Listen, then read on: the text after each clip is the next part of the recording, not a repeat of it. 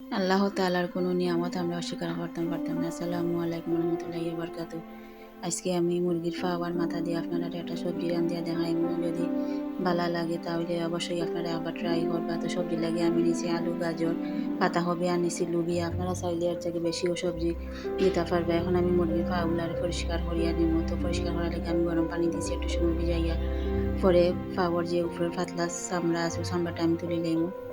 তারপরে আগুনও ফুরাইয়াও মুরগির ফাওয়াটা পরিষ্কার করা যায়। তো দেখো আমি দেখাইলাম, আপনারা যে যার সুবিধা অনুযায়ী করিয়া নিবা। এখন আমি মুরগির পাগুলারে কাটি লইম, একটু ছোটো টুকরা করিয়া কাটবো, কারণ সবজি রাঁধিতাম।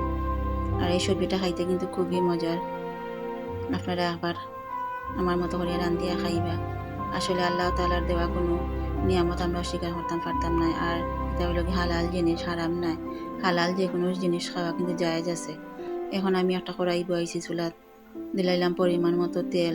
এখন দিলাইম কিছু কাটা পেঁয়াজ। পেঁয়াজটা দেওয়ার পরে আমি দিলাইম নুন।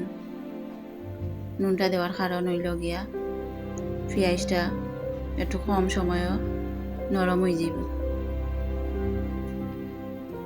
এরপরে আমি দিব আস্তা গরম মশলা। এরপরে দিলাইম কয়েকটা তেজপাতা। তেজপাতা দেওয়ার পরে আমি দিব ধনিয়ার গুঁড়া আর দিব পাঁচফোড়ন। এখন দিব হলুদের গুঁড়া, মরিচের গুঁড়া আর দিব জিরার গুঁড়া।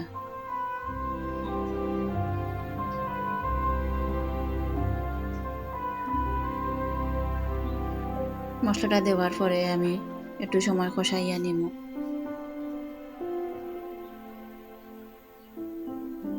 আসলে যে কোনো জিনিস আপনি একটু যদি সুন্দর করিয়া মনোযোগ দিয়ে রান্ধেন তাহলে আমার জিনিসটা খাইতে কিন্তু অসাধারণ লাগে। সামান্য আদা রসুন বাটাও দিলাম। মশলাটা আমি এখন একটু সময় কষাইয়া নিব।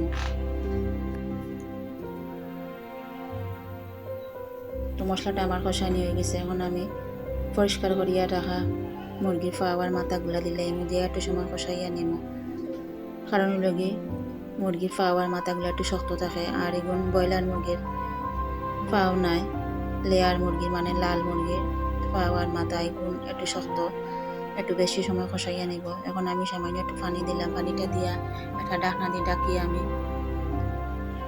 5 মিনিট জাল করিয়া নিব। 5 মিনিট পর আমার ফাওয়ার মাথাগুলো একটু কষানি হয়ে গেছে। এখন আমি সবজিগুলা দিলাম। তো সবজিগুলা কাটিয়ে আমি দইয়া পরিষ্কার করিয়া নিছি। এখন সবজিগুলা দিয়ে আমি একটু সময় একটা ঢাকনা দিয়ে ডাকিয়া কষাইয়া নিব।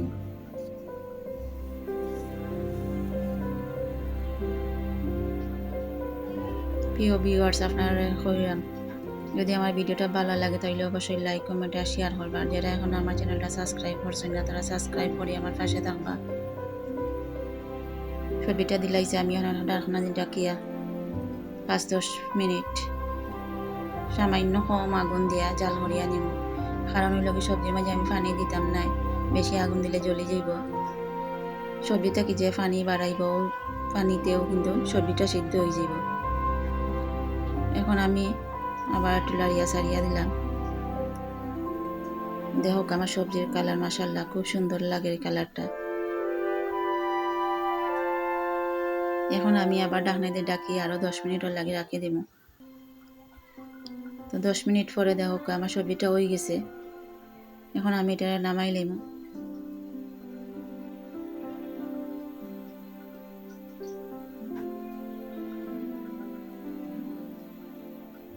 আপনার কাছে অনুরোধ, আপনারাও এইভাবে আবার সবজি রান্ধিয়া খাইবা। সকল ভালো থাকুক, সুস্থ থাকুক। আগামীতে একটা ভিডিও দেখার আমন্ত্রণ জানাই। আজকের মতো এখানে বিদায় নিলাম। আমি আসমা। আসসালামু আলাইকুম রহমতুল্লাহি ওয়া বারাকাতুহু।